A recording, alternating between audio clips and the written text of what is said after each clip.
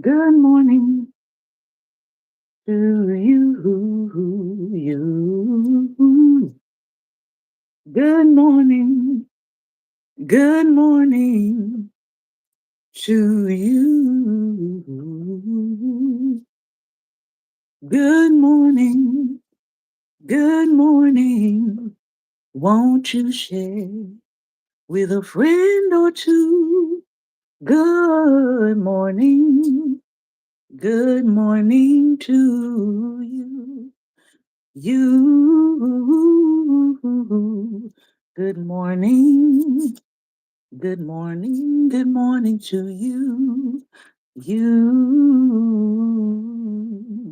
Good morning. Good morning to you. And many more. And many more. And many more. Good morning, everyone, and welcome to Daring Dialogues. I'm your host today, Shantae Charles. I hope that you have been having a great and wonderful day thus far. It is Mindset Monday, Monday Motivation, and as you all know, we have been reading and looking at the life of three men who were an integral part of what we know now today as the civil rights, really the human rights movement. And that is Malcolm, Martin, and Medgar. We've been taking a look at three main books: Strength to Love, looking at Martin Luther's ideology behind his civil action and civil work. We have been looking at Medgar and Murley, and we're probably going to go through. We're probably going to continue this into our next season. This season is ending on next Monday. Next Monday will be our last episode for season 18. And then, as we've already told some of our audience, just reminding you all that we are taking a break from podcasting. We'll be going on our sabbatical that we have on in July. We've been doing this now for, I think maybe this is our fourth year of taking the month of July off to take care of ourselves, take care of our family, honor and celebrate our covenant vows and everything. And so, beginning July 6th, we will be completely on our sabbatical. So, I want to thank you all for those of you who have chosen to follow, subscribe. Those of you who have been here, my We Dare Squad, anybody can join. Those are the people who put the financial fuel behind what it is that we do. Those are the people who help us to fund college students and orphans and single mothers and all of those different things that we do outside of the platform, that we don't get publicity for, and we're not looking for publicity. But those of you who support financially, that those are the people that power that part of what we do. And we are seriously thankful for you. So that includes any subscribers to my Facebook subscription, subscribers to our Substack, subscribers to our Patreon. All of those subscribers put together make a real difference in the lives of people that contact us and say, hey, I am struggling. I need help. I need gas for the week. I need groceries for the week. I need college student supplies. I need help paying off something in order to help me graduate. Those funds get to go to those things. And so we're very, very thankful for that. And let's see, there we go. We're very, very thankful for that. So, and the third book we're looking at is Malcolm X. We are not new to podcasting. Some of you may have just found us, or some of you may have found us this year. But we started doing read alouds when read alouds were not a thing. We were doing this and have been doing this every year since 2016. So if you've just found us, welcome.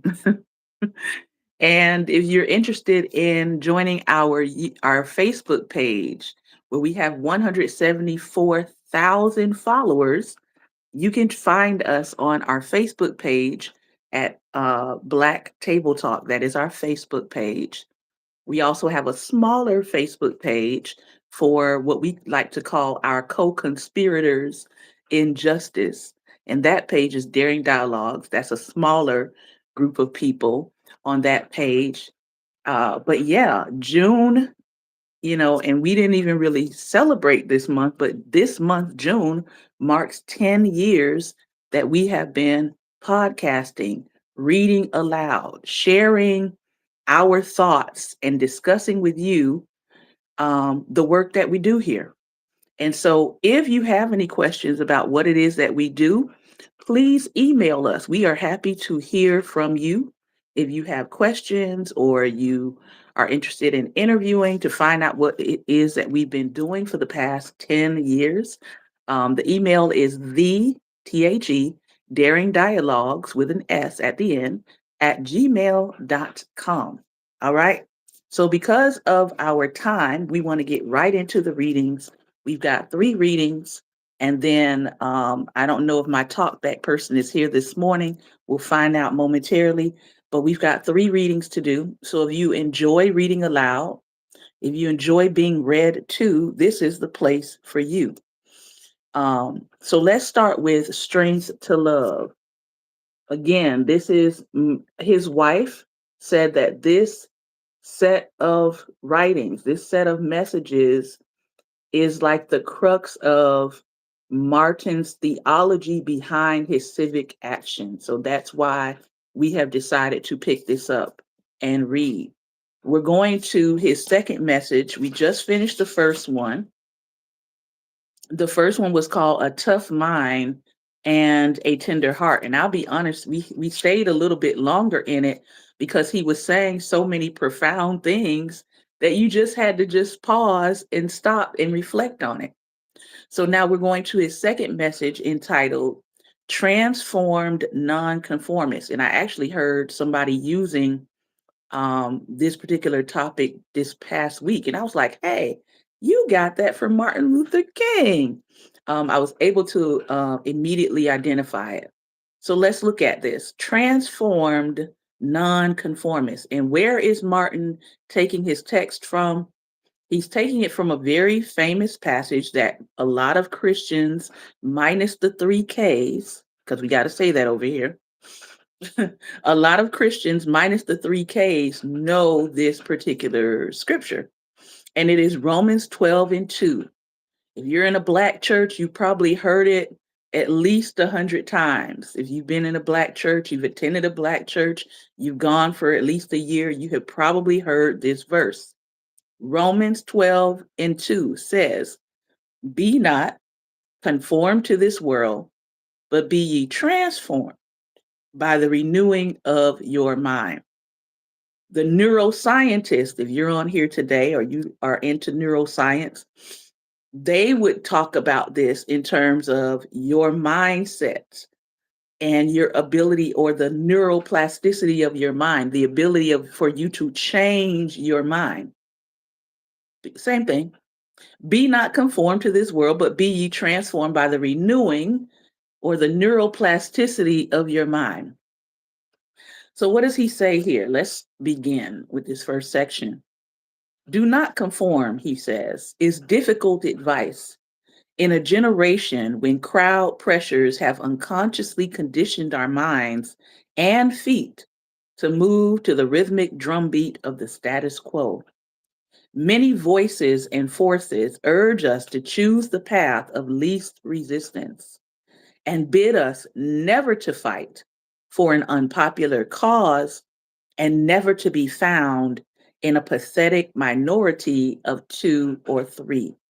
Now, we already can see that in our society. It's not rocket science to look up and recognize that there are certain things in this country, especially in the United States, which is where I'm located. There are certain things in this country. It's not a popular cause to fight. In 2020, it was really popular to join in with everybody saying, no knees on necks, right? Take your knee off of the necks of Black people. That was a very popular thing to say in 2020. In 2020, a lot of people jumped on the bandwagon to say Black Lives Matter. Very popular message in 2020. Here we are in 2026, and you barely hear people saying anybody's life matters. Right now, there's a lot of individualism happening. There's a lot of individualism in the messaging. There's a lot of each man for himself. There's a lot of you got to get it how you get it messaging. But in 2020, for a couple of years, probably through 2021, 2022, people sort of woke up just a little bit and recognized that we are one in terms of humanity. And now that message has become unpopular because now that message gets you some surveillance. That message gets, for some people, the three-letter people knocking on your door saying, why are you writing this on the internet? Or why are you posting this on the internet? And so because of the atmosphere that we're in now, a lot of that has cooled off. It's cooled off. People are taking the path of least resistance in some ways because they are afraid. And I'm not saying that your fears are not valid, because we have someone who's in office who is doing many, many, many illegal things, and people are not stopping him. That's the dangerous part, because the levers of power that could operate to rein him in and restrain him are not doing so. And so people are watching those who could rein him in not rein him in. And so that leaves a lot of people unsure about how to proceed in this new iteration of America that we are currently living in. So we get it. Certain things right now are not popular to talk about. One person said, and I think some people got offended, but I don't think they understood what they were saying fully. One person made the comment that it is not profitable to be pro-Black. I don't think that they were saying that you can't be, or that you shouldn't sell, or that you shouldn't support Black. What they're saying is there are levers of power right now that are making it difficult to be pro-Black. There are levers of power right now that are making it difficult for Black business owners. But that does not mean that you pull back from being a Black business owner. That does mean that you find your community. That does mean that you support one another. That does mean that you practice what Dr. Claude Anderson said, which is powernomics. That's what that means. So yes, they are not making it easier, but you can still collaborate. You can still connect. You can still network. You can still find those markets where people want what you are offering. Let's read on. Even certain of our intellectual disciplines persuade us of the need to conform. Some philosophical sociologists suggest that morality is merely group consensus and that the folk ways are the right ways. Good morning. Some psychologists say that mental and emotional adjustment is the reward of thinking and acting like other people. Success, recognition, and conformity are the bywords of the modern world, where everyone seems to crave the anesthetizing security of being identified with the majority. But what happens when the majority is wrong? What happens when the majority has gone off their rocker? What happens when the majority is doing things against your very humanity? You have a choice to make in that case. You cannot rock with the majority when the majority goes against your very humanity. Those are my words. Now let's get back to Martin. In spite of this prevailing tendency to conform, we as Christians, he writes, have a mandate to be nonconformists. The Apostle Paul, who knew the inner realities of the Christian faith, counseled, "Be not conformed to this world, but be ye transformed by the renewing of your mind." We are called to be people of conviction, not conformity, of moral nobility, not social respectability. We are commanded to live differently and according to a higher loyalty. Every true Christian is a citizen of two worlds, the world of time and the world of eternity. We are paradoxically in the world and yet not of the world.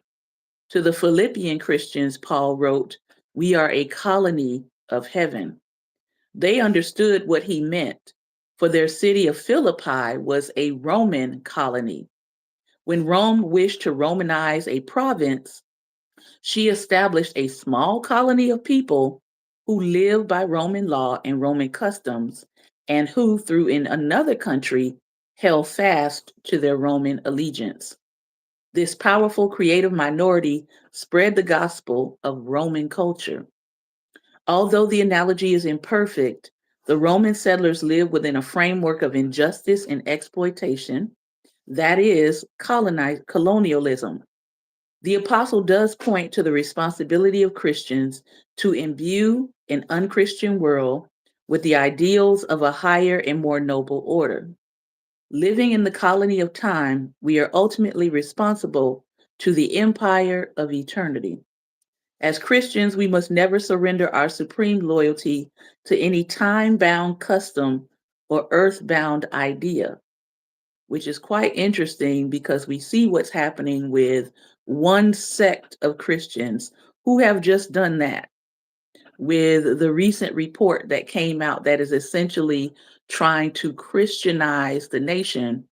We see a set of Christians who have decided to become time bound and earthbound to the ideas of Christian nationalism. He says here, "For at the heart of our universe is a higher reality, God and his kingdom of love, to which we must be conformed."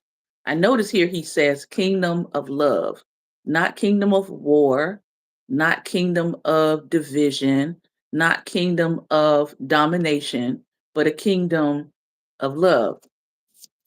He goes on, "This command, not to conform, comes not only from Paul, but also from our Lord Jesus Christ, the world's most dedicated nonconformist, whose ethical nonconformity still challenges the conscience of mankind today. When an affluent society would coax us to believe that happiness consists in the size of our automobiles, the impressiveness of our houses, and the expensiveness of our clothes, Jesus reminds us, quote, "A man's life consisteth not in the abundance of the things which he possesseth." When we would yield to the temptation of a world rife with sexual promiscuity and gone wild with a philosophy of self-expression, Jesus tells us that whosoever looketh on a woman to lust after her hath committed adultery with her already in his heart. When we refuse to suffer for righteousness and choose to follow the path of comfort rather than conviction, we hear Jesus say, "Blessed are they which are persecuted for righteousness' sake, for theirs is the kingdom of heaven." When in our spiritual pride, we boast of having reached the peak of moral excellence, Jesus warns, "The publicans and the harlots go into the kingdom of God before you." When we, through compassionless detachment and arrogant individualism, fail to respond to the needs of the underprivileged, the Master says, "Inasmuch as ye have done it unto one of the least of these, my brethren, Ye have done it to me.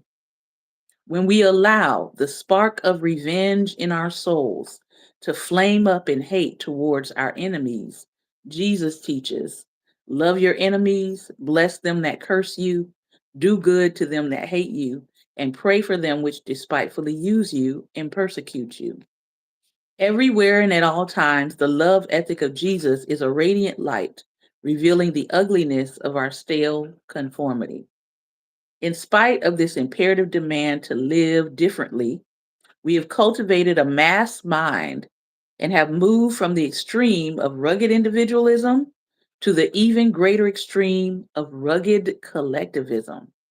We are not makers of history, we are made by history. Longfellow said, in this world, a man must either be an anvil or a hammer, meaning that he is either a molder of society or is molded by society. Who doubts that today most men are anvils and are shaped by the patterns of the majority?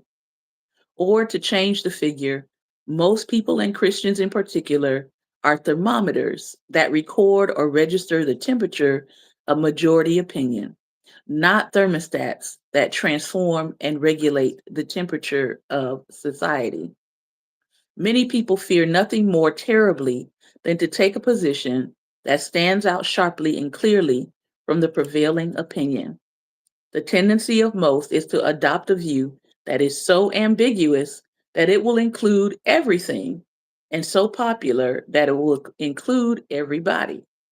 Along with this has grown an inordinate worship of bigness. We live in an age of jumboism, where men find security in that which is large and extensive.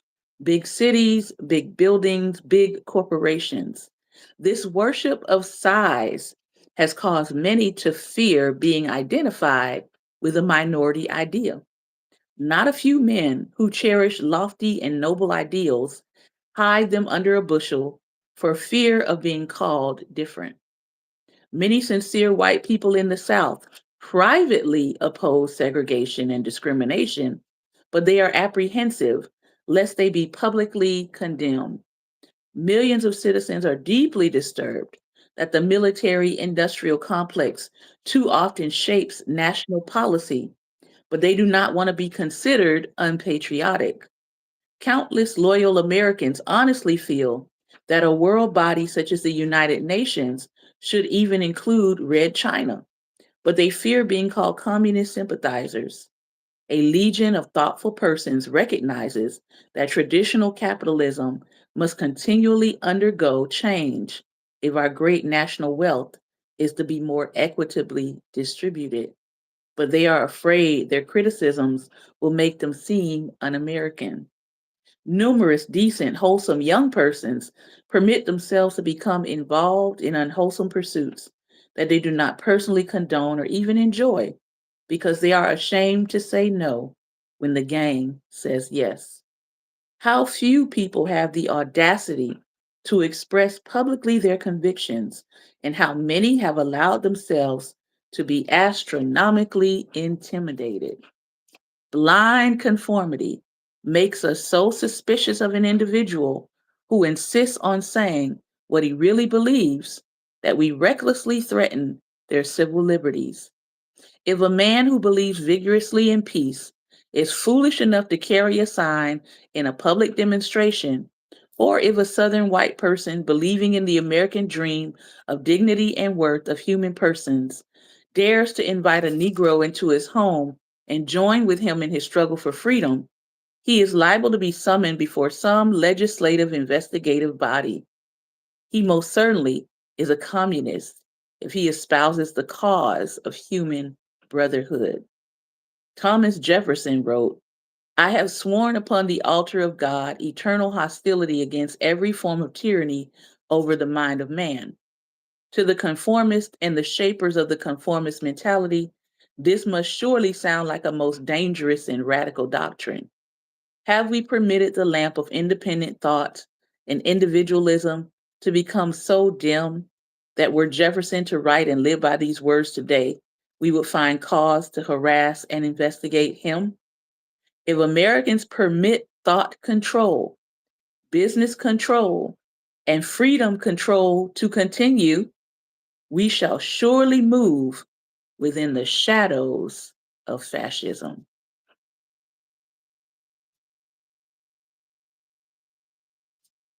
This is from his sermon, Transformed Nonconformists. I'm going to read that last sentence again because Prophet Martin has spoken yet again.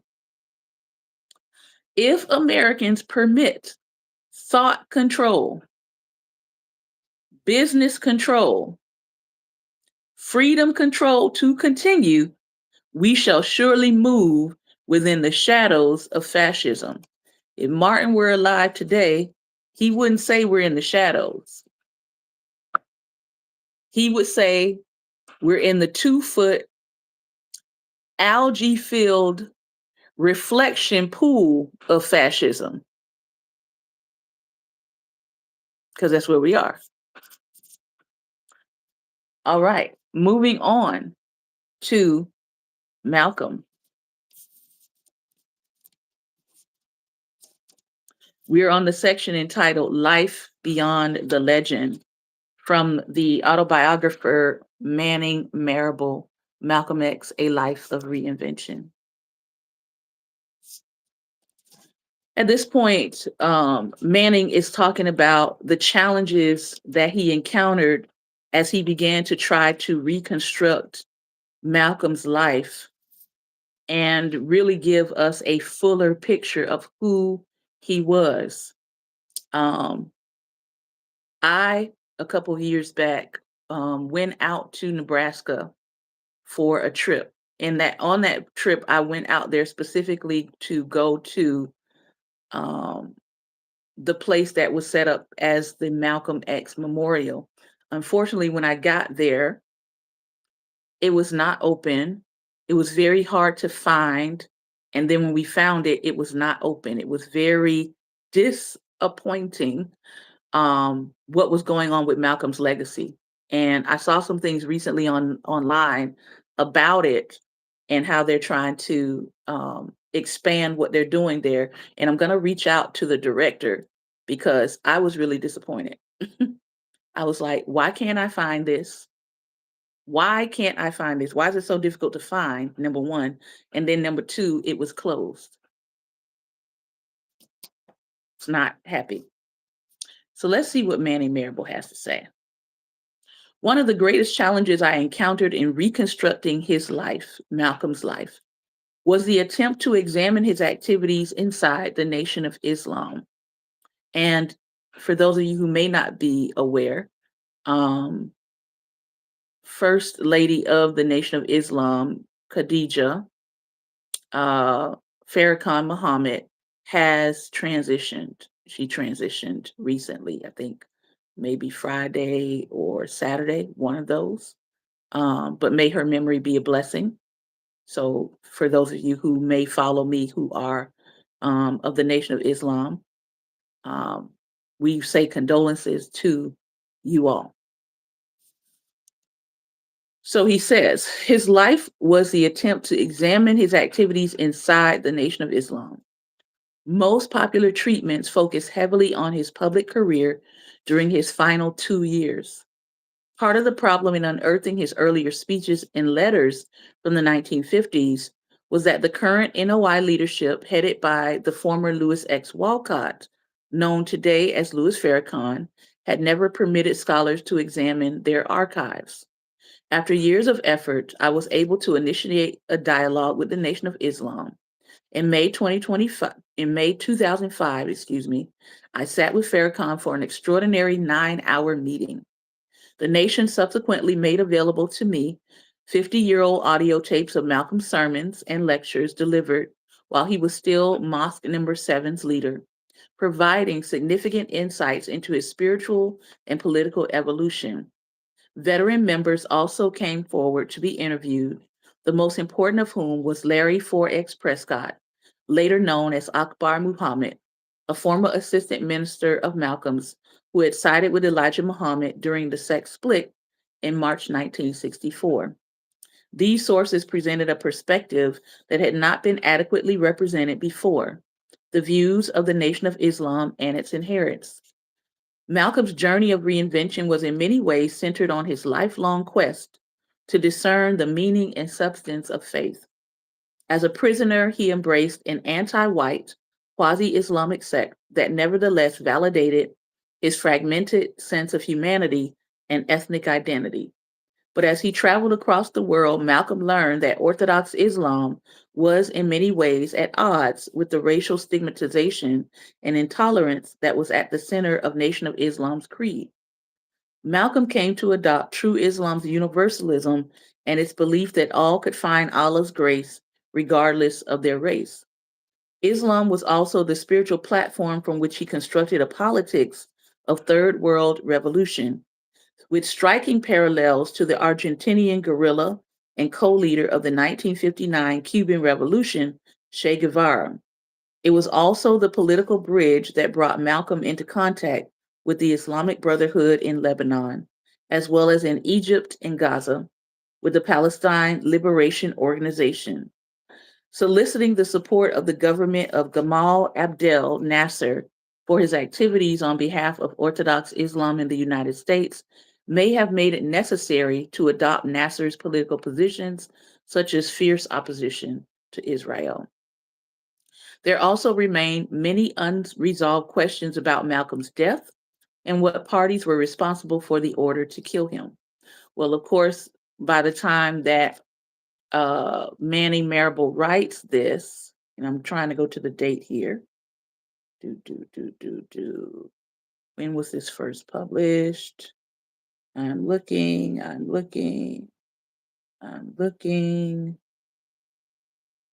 2011. So this is considered history at this point. 15 years ago, he writes this, and we now know more about the orders to unalive Malcolm, and we now have more proof about who was actually behind it. History is not, he says, a cold case investigation. I have had to weigh forensic probabilities, not certainties. Although in 1966, 3 NOI members were convicted of the murder, extensive evidence suggests that 2 of those men were completely innocent of the crime. And now we know that to be true. Remember, he writes this in 2011. Now 2 men have been released and are considered innocent of the crime. That both the FBI and the NYPD had advanced knowledge of it, and that the New York County District Attorney's Office may have cared more about protecting the identities of undercover police officers and informants than arresting the real killers. That the case has remained unsolved for more than 40 years helps place it in a special category in the annals of African American and U.S. history. And now it is out of those annals and it is being revived, right? I believe the family of Malcolm also has a lawsuit going now against the NYPD and other entities because of this. Unlike the murders of Medgar Evers and Martin Luther King Jr., gunned down by lone white supremacists, or the killing of George Jackson carried out by California prison guards, Malcolm was killed before a large audience in the heart of urban Black America. In the rush to judgment, his death was attributed solely to the Nation of Islam. The media constructed image of Malcolm X as a dangerous demagogue made it impossible to conduct a thorough investigation of his death, and it was only within Black American communities that he was seen as a political martyr. It would take most of white America almost 3 decades to alter its perceptions about Malcolm. The great temptation for the biographer of an iconic figure is to portray him or her as a virtual saint, without the normal contradictions and blemishes that all human beings have. I've devoted so many years in the effort to understand the interior personality and mind of Malcolm that this temptation disappeared long ago. He was a truly historical figure in the sense that more than any of his contemporaries, he embodied the spirit, vitality, and political mood of an entire population. Black urban mid 20th century America.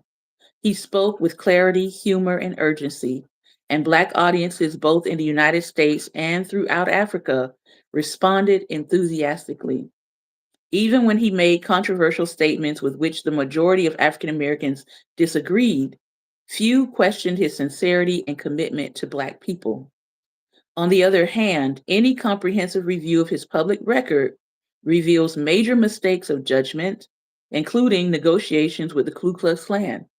But unlike many other leaders, Malcolm had the courage to admit his mistakes and to seek out and apologize to those he had offended. Even when I have disagreed with him, I deeply admire the strength and integrity of his character and the love he obviously felt toward the Black American people and their culture. To appreciate how Malcolm's resurrection occurred, first among African Americans and later throughout America, we need to reconstruct the full contours of his remarkable life, a story that begins in a small Black community on the north side of Omaha, Nebraska, which is exactly where I went to go find out about his upbringing, but I was unable to at the time. I'm going to try again, but I was unable to at the time. All right, so Monday, we come back. We'll be talking about Malcolm X's young beginnings in Omaha, Nebraska. All right, our final reading for today is coming from Medgar and Merle. Medgar Evers and the love story that awakened America. We're going to talk about today, we're going to look at Medgar's family origins. And I think that's just the only thing we're going to get through today. Medgar's parents. James Evers and his wife, Jessie Wright Evers, came from mixed heritage families. Jessie's great-grandfather was Medgar Wright, the namesake of Jessie's future son. The elder Medgar was a half-Black, half-Indigenous slave or enslaved person whose reputation was one of incorrigibility. Jessie's father, Essens Wright, was half-white and born in Georgia in 1874. In 1893, at 20 years old, he married a Black woman 1 year his junior, and they had a son. Less than a year later, they moved to Washington, Mississippi, where their two daughters, Leslie and Jessie, were born in 1894 and 1897. According to family lore, what prompted the change of scenery was an incident in which Essens Wright shot two white men after one of them called him a half ASSED mulatto. Jessie was no rabble rouser. Instead, she was a holy roller who skillfully sewed her children's clothes and required them to be in church 3 times a week for Bible study and Sunday services. She encouraged them to be patient with white folks, pray for those who trespassed against them, and put their trust in the Lord. Like most Black women in the South, she worked for white families, taking in laundry and returning it through the back door, cleaning their homes and minding their children. One of her older children, Eddie, became a hobo, hopping trains and living free. Charles admired his uncle and strived to one day achieve that kind of freedom. James Evers was born in Lena, Mississippi on September 6, 1882, according to his World War I draft card. He was one of 4 children of Mike Evers, a farmer who owned land near Decatur and who was born in 1845 in Georgia, and Mary Lizzie Horn, a Black and Creole Indian woman, born in 1850 in North Carolina. Both were likely formerly enslaved. Charles remembered his grandmother for her high cheekbones and long hair. As in most Black families at the time, there were no family photographs or portraits, just memories and old folk stories. James and Jessie, who called each other Jim and Grim, married sometime around 1920. Jessie had been married before and brought 3 children into the marriage. They then had 4 more: Medgar, Charles, and two girls, Mary, Ruth, and Liz. Jessie Wright Evers ensured her children went to school every day, all 4 months of the Negro school year. The schools barely passed for educational institutions. Decatur Negro schools were one or two room school shacks that were freezing cold during the late winter months that comprised the school year for Negro children. The segregated schools were typically stuffed with 100 or more students, presided over by just two or so teachers struggling to educate kids of all ages all at once. There were few books and few resources. What passed for truth in the history books was little more than propaganda, denouncing Reconstruction as a shameful period and omitting the contributions of Black people to U.S. history. This was what white Southerners called separate but equal, as their children attended school in modern, clean buildings with plenty of books, pencils, and globes, where they too were taught that Negroes had contributed nothing to the United States or to the world other than what they could contribute with their backs or on them. Despite the determination of whites to keep Southern Blacks dumb and docile, one Evers' daughter finished high school and both Medgar and Charles finished college, which was unusual for Blacks in that era, and both boys were determined to go to law school, determined to learn how to fight segregation and Negro subjugation via the law. The Evers kids had books at home, and Medgar in particular kept his nose in them. Medgar and Charles idolized their father, whom they referred to as Daddy, even as adults. They revered him for the same reason local whites respected him, because James Evers refused to bow and taught his sons not to either. He was the rare Black man who refused to move off the sidewalk to let white folks pass, or to skin and grin and yes, sir, boss, to those who viewed themselves as his betters. The assumption by whites in Decatur that he had to be crazy to act the way he did afforded him and his family a measure of safety. Charles loved to retell the story of the day their father was overcharged $5 at the local sawmill commissary. James Evers couldn't read, but he could add in his head better than most. When the commissary manager, a white man named Jimmy Bower, sneered at him, "Are you calling me a liar, N-word?" James stood his ground and politely but firmly reiterated that Bower had got the math wrong. When Bower went for his pistol behind the counter, Evers, who stood over 6 feet and was broad and physically imposing, broke a Coca-Cola bottle and held out the sharp end, quietly explaining to the man that if he came around that counter, he was going to get his brains bashed in. The Evers boys stood behind their father and refused to leave him, even grabbing Coke bottles of their own. As they walked home along the railroad tracks, Evers admonished his boys, who feared reprisal from the white men in the store, telling them, "Don't run, don't run. They're nothing but a bunch of cowards." Indeed, no one followed them. Evers told Charles and Medgar that night, "Don't never let anybody beat you. If anyone ever kicks you, you kick them back." White men in Decatur knew that if they were ever going to kill this crazy N-word, he would take a couple of them with him. They left him alone. But that night, James Evers sat up with his .22 rifle just in case.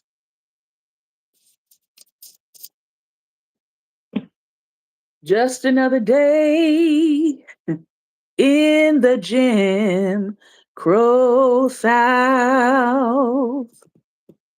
Just another day in the Jim Crow South. They wanted you to bow your head, and you better close your mouth. Just another day in the Jim Crow South. That's an original. All right, it's time to chop it up about today's readings. Martin gives us a little bit of what he's talking about when it comes to nonconformity, being a transforming nonconformist. We learned a little bit more about Malcolm and a little bit more about Medgar's family background. I'm going to send you the link Ben, and then hopefully you can join us.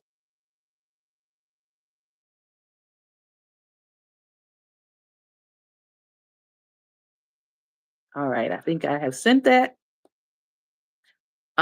If you are watching by our official Black Table Talk page, I want to thank you for tuning in. You all have one more segment with us on next Monday. And then when we come back for season 19, oh my gosh, we are going to be completely shifting over to official Black Table Talk. That is the page. Go find it and follow it. Official Black Table Talk is the new YouTube page. We will continue on this page with our Sunday dialogues, but all of our Daring Dialogues will be on the new page for season 19. So if you haven't gone over there yet, if you enjoy these weekday readings and discussions, that is where we're going to be for season 19. Again, the page is official Black Table Talk. All right. I see Pastor Ben coming in. Yeah, Leslie, sometimes I get these songs that just come up out of the spirit. And that was the one for today. Good morning, Pastor Ben. Good morning. How are you? I'm good. That's great. Listen, I've been trying to educate these young folk on Jim Crow, Mm-hmm. being that I actually lived in that era. I was a little boy, but I remember many things. Mm-hmm. And somehow it's like they can't grasp that America. See, they think the things that they're saying now, they don't think the things that they're saying now are as serious as they are. Mm-hmm. Okay, but I know how serious it is. I knew from day one of this man's first term, well, before that, when he started talking about make America great again, I posted pictures of things from that era where they were, water hosing black folks and all that stuff, lynching and all that. And they say, Mm-hmm. man, you crazy. No, this is what they're talking about. They're Yeah. talking about total control of black bodies. Mm-hmm. Bottom line. Oh, that's the past. Yeah, and we will repeat that past if y'all don't wake up and stand Mm-hmm. against it. See, this is what Mm-hmm. they don't get it. America didn't change. They just started doing things on a lower level, Mm-hmm. and that's what happened. The racism was still there. The Jim Crow was still there. It just wasn't as open. And the Carmelo Anthony case, a perfect example. That was Jim Crow from start to finish. Correct. Correct. Absolutely. The other part that I want to say that is very important, and I hope people are understanding what you're saying, and that is because people have been actively pushing back evil. Hmm. That is the only reason why people have not seen it continue. Hmm. There's been all this time there has been an active pushback against evil because there Hmm. have been people holding it back. There have been laws holding it back. When people say, well, what's the point of the political process? The political process is about the laws and the policies that push evil back. Hmm. Because when you don't have the laws and the policies, guess what? Evil says, I got free reign to do what I want to do. And that is what we're seeing. We're Hmm. seeing people who have now been put into power that are either ignoring the laws or they are getting rid of the laws altogether. Hmm. And when you do those two things, you give evil the opportunity to rush in. Hmm. And so that is the reality. Most of us, if you are Gen X and older, most of us know that we have had to actively resist evil. Like it's I know people laugh and joke about that line in The Color Purple, right? Where Oprah as I think who I forget who she is in The Color Purple. It's escaping my mind right now. But when she says all my life I've had to fight, Hmm. that's most of our story. All my life I've had to fight. There's not a year of my life since I was aware. Thank you, Harper's wife. Um, there's not a year of my life since I became consciously aware that people would be judging me by the color of my skin from 4 years old to now.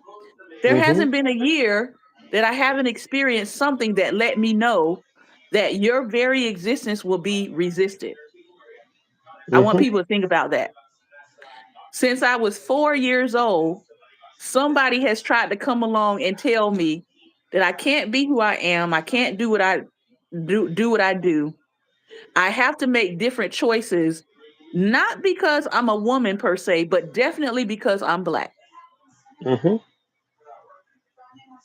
Hmm. Woman gets tacked on later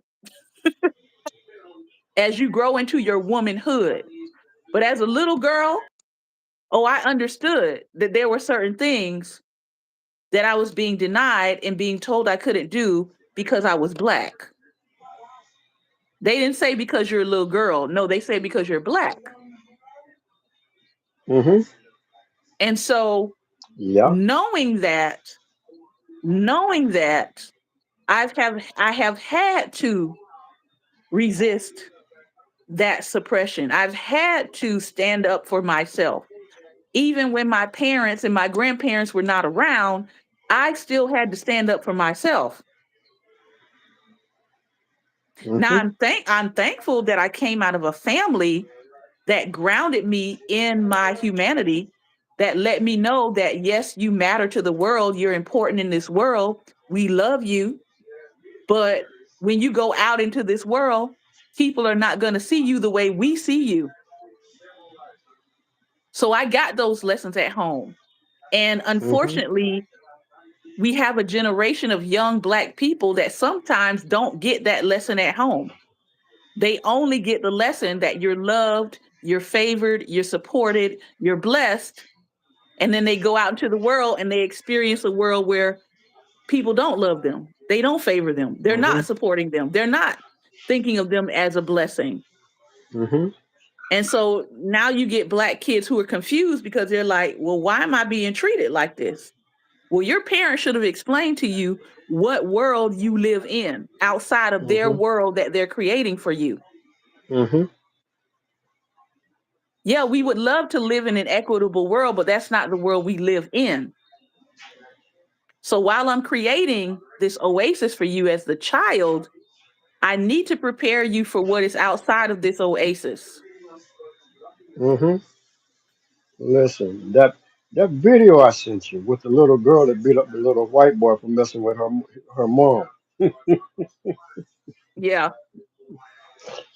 You know, now I know I said that reminded me of you. That could have possibly been you, but still, uh, somebody made with the original video. Somebody made a comment on it that, "Oh, this is what blacks do. They teach their children how to fight." I said, "Listen, we're born having to fight in this Right. country because everything comes against us. Everything comes against us, so we got to learn how to fight." That's the bottom line. I said, now, if you got a problem with that, why don't you end the struggle that we have to go through simply because of the color of our skin? Hmm. And that's the only thing. The color of our skin is the reason we have to fight. And it's interesting because if you think about it, why are you why are you worried about the person who has to train to fight and not the reasons behind why they have to train to fight? Right. But that's it. They don't care about the reasons. Matter of fact, they probably know the reasons, but don't want to acknowledge it. Hmm. You know, Yeah. that's like worrying about people talking about racism and playing the race card when, and I tell them real quick, listen, it was your people that invented the game and gave us the cards that they wanted us to play. gave us a card that we have to play with. Y'all took all the Mhm. good cards. I say, so when we played that only card that we got, why are you complaining? You don't like the game? End it. It's that simple. You started it, you end it. They want to complain about people talking about racism, but they don't have a problem with racism. See, racism is the problem, not people talking about it. People talk about it because it exists. Yep. But see, here's the thing: they know it exists, Of and course. they're enjoying it, Mhm. but they don't like for you to call it out. That's a problem with them calling it out because that draws Mhm. attention to what it really is. Yep. And that's why I always tell people on my page, they're like, "Oh, you shouldn't respond to the racists or you shouldn't respond to the bots." I said, "You all do not see the back end of my platform. There are hundreds of comments that come through my platform every single day. I don't call out everything that I see. If I called out everything I saw, I would never get a chance to actually create content that I want to put out." Hmm. I said now there are certain things I will point out and I will make an example of because I'm trying to teach something in the moment. But I'm not going through every single comment that is just ignorant and ridiculous. I'm not doing that. But my thing is, I'm not going to go back and forth with these people. I will use your comment and teach, but you're not going to Hmm. see me going down in my comment section and forth and back and forthing with these people. I'm not doing it. Why? Why would I do that when you not only said, give us the crispy felon in chief, you not only said that, but you said, I'll take 2 doses. Hmm. That tells me all I need to know. And so my thing is, don't be expecting black people to be trying to reason with people who chose this twice. Hmm. They chose it twice. It is not our responsibility. That is a white America problem. Y'all need to go talk to them. Hmm. Go get your relatives and sit them down. That's a conversation you guys need to be having. Why are y'all choosing this twice? You saw the wreckage and the carnage the first time, and you said, I will have another dose of that. That is not a Black American issue to correct. That Nope. is, in fact, something that needs to be talked about with white people, amongst white people. Y'all Hmm. need to get to the bottom of that. We can't Yeah. get to the bottom of that. Mm-mm. But and here's an add on with that, right? Y'all are too busy getting into our business and not tending to your business. See, you see how this works? The sun sweep around your own front door before you try to sweep around mine. Yeah, take care of your business. See, do that. That's really the issue. Your thing, the thing that you voted for twice. Mhm. Mhm. That's the problem, not us. See, we took our hands out of it. We said, okay, we see that's what y'all want. We're gonna go do our line dances. We're gonna do our picnics, our partying and stuff like that. We're gonna enjoy ourselves. Y'all go ahead and y'all do that. See, because we know how to survive this stuff. We've been doing it all our lives. See, it'll affect y'all more than it does us because we already know and we knew it was coming if he got in office. So um, y'all deal with it. That's it. Leslie Y'all issue. Leslie says Leslie says you should respond when you confront a bigot. All you lose is the bigger's comfort with you and good. Yeah, Hmm. certain things I'm not going to respond to because as Toni Morrison, our ancestor Toni Morrison taught us, one of the primary jobs of racism is to distract you from your work. Mhm. And so I know that my work is bigger than the racial animus piece. I know my work is to teach and train and educate people on how to move past what's happening.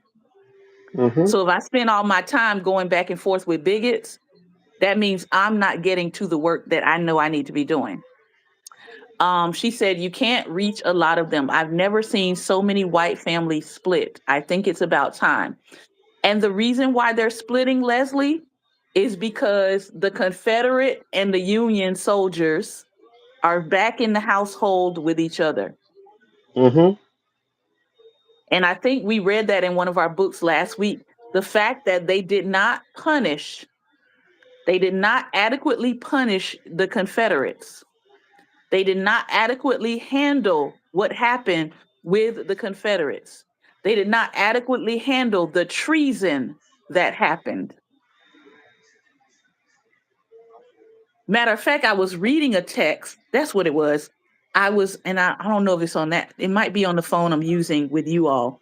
But I was reading this text. It was from like North Carolina, but it was talking about the attitude that that people had with the North and the South and voting and all of that. And they were talking about how they were unsure about letting Black people be fully enfranchised to vote.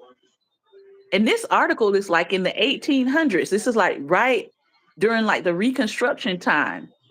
And in the article, they were saying that, oh, we don't know if Black people are smart enough to vote. Like that was the argument then. We don't know if Black people are smart enough to vote, and a lot of them can't read or write, and we feel like they're going to be tricked into voting for the wrong person.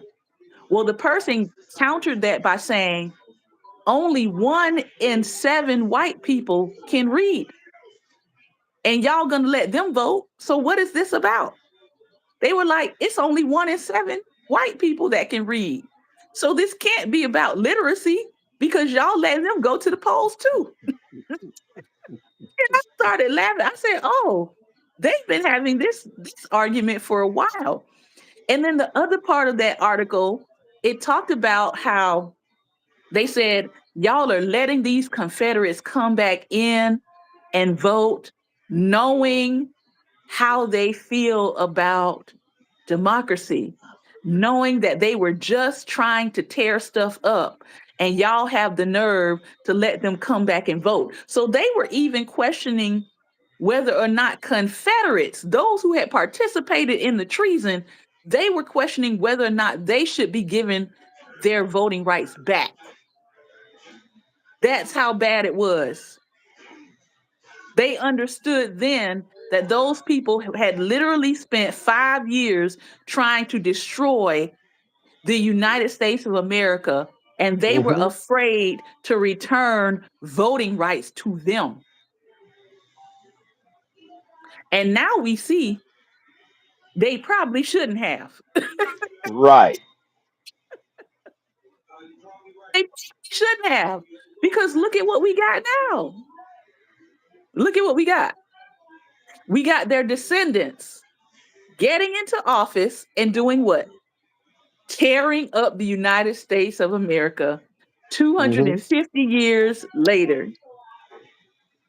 They are back at it again. Mhm. So that's why I said this is so much deeper than just your dislike of Black people. This is about y'all's humanity, because Mhm. half of you want everybody to be equal and just and all of that good stuff. And about 1/3 of you all want to human traffic people. That's a lot of people. Mhm. About a third of you all believe in human trafficking. And the reason I say that is because you want to return to slavery. So that Mhm. means about a third of you actually believe in the Epi Island. Let's Mhm. be clear, Mhm. because that's what it is. It's human trafficking. Mhm. So that is quite a bit of your population of white people that don't have any problem with enslavement, abuses of women, abuses of children. They don't have any problem with inhumane environments for people held in detention. They don't have any problem with people being disappeared and no one knows where they are. A third of your population is like, yes, bring it on. Mm-hmm. That's why I said they're not gonna be willing to listen to us. So why would I be going back and forth with somebody with that kind of degeneracy in their mind? Right. I definitely don't go back and forth. I just drop the truth on them and I'm done. If they respond, fine. If they don't, fine. A matter of fact, I don't even go back to see what they responded with because when I speak truth, I'm done with the conversation. You know, you go do the research. You know, and those are usually my last words. You go do the research. Yeah. You know, Leslie you says I listen. taught Leslie says I taught white people to read in GED class. They are pushing the myths of people they didn't even know. Yep. In our faces. Hmm. It's the worship of wealth over morality is so destructive. And here's the sad part. I would venture to say it's not just the worship of wealth, it's the worship of other people having wealth. Why you yourself are not Hmm. improving in your quality of life.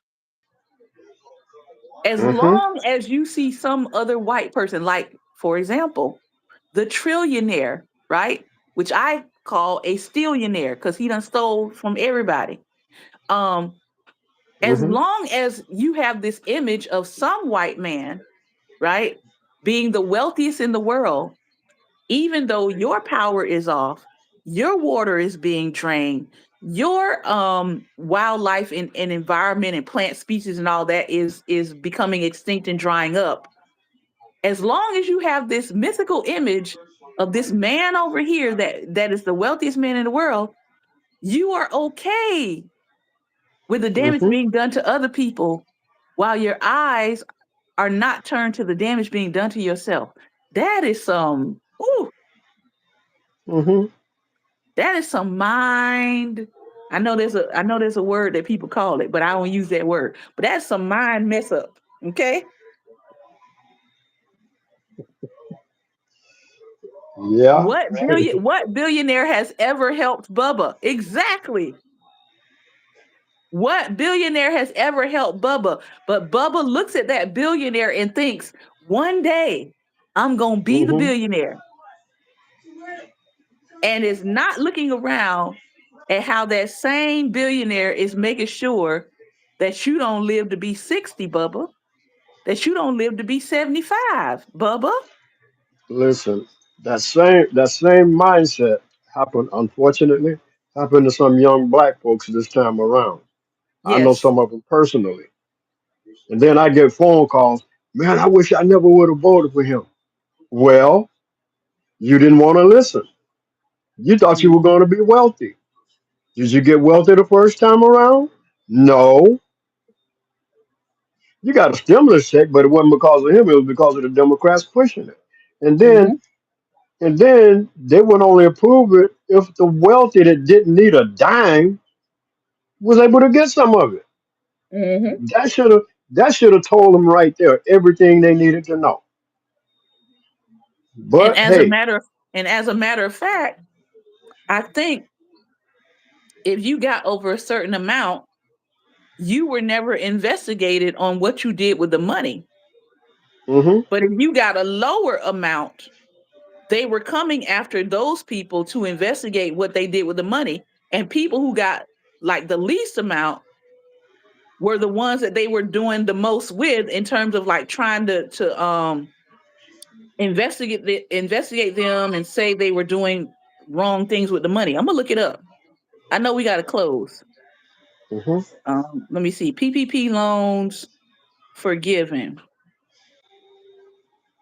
All right. So see, the loans were fully forgivable if at least 60% of the funds were used for payroll costs and the remaining 40% are used for eligible business expenses such as rent, utilities, and mortgage interest within a designated 8 to 24-week covered period. So the forgiveness requirements was you must spend at least 60% of the loan amount on payroll. You are expected to maintain similar levels of employment and salary to what you had prior to the pandemic. Forgiveness was not automatic.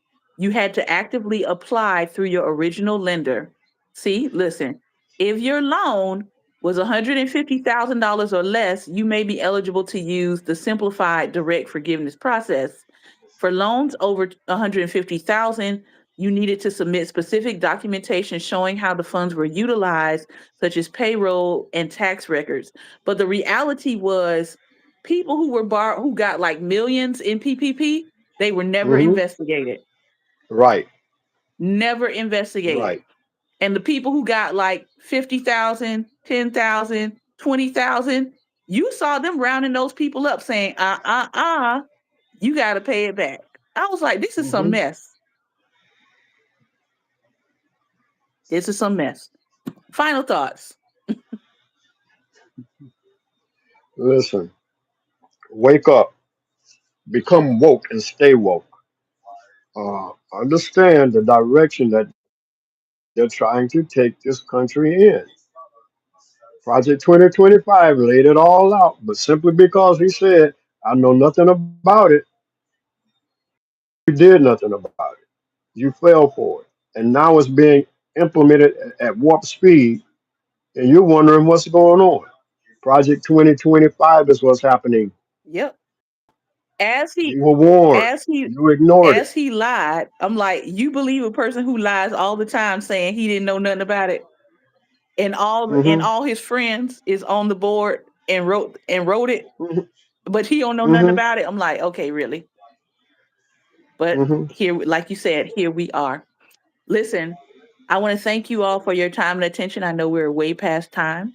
This has been another episode of Daring Dialogues, and I've been your host today, Shantae Charles. Remember, we will not be on Tuesday or Wednesday. We will return for Thursday, Friday, and Monday. Those will be our wrap up sessions for this season. So thank you again. Remember, light is the most daring opposition to evil. So continue to go out and be what, Pastor Ben? Light. Light, everyone. Take care. Be well. Send your positive thoughts towards me. And I hope to be back on Thursday, 10 a.m. Eastern Standard Time. Be well, and most importantly, be light.